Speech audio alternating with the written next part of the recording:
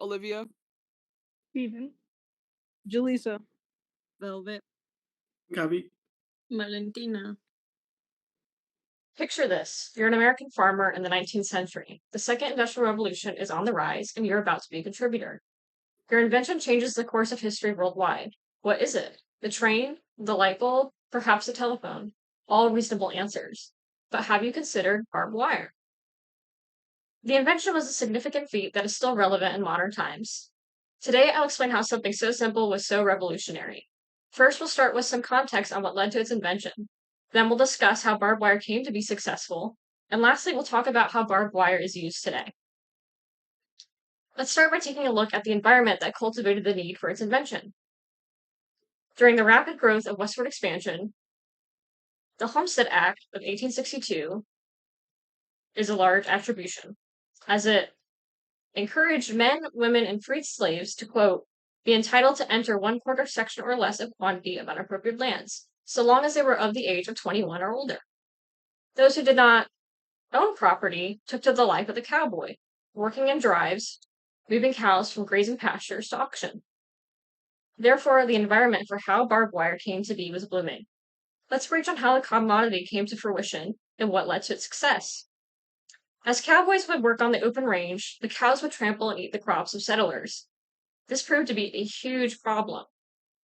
Many people were seeking a solution. To quote the author Hayter on the subject, sociologically speaking, this community was conditioned for such a cultural innovation. The first patent was by Lucian B. Smith of 1867, though his model deemed unsuccessful.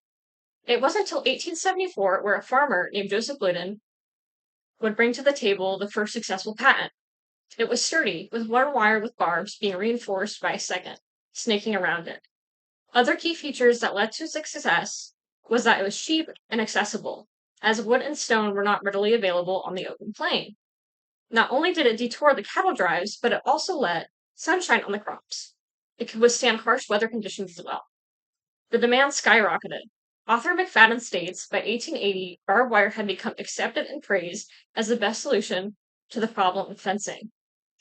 This is supported by a document from the DeKalb County Manufacturing Report, where in 1882, 90,000 pounds alone had been produced that year in that county. Now let's touch on how barbed wire is used in modern day. It did not take long for barbed wire to find itself on the battlefield.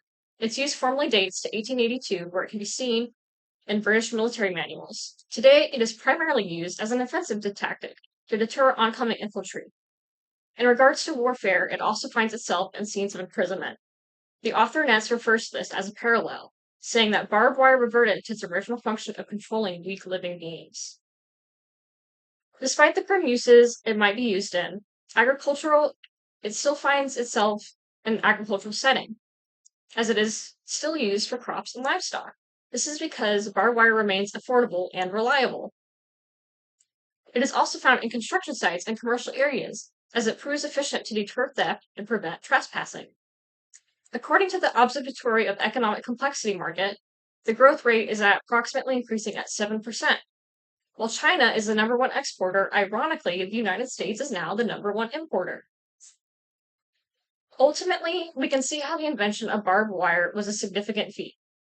Looking back, you now know what led to its invention, how it was successful, and how it is still significant today.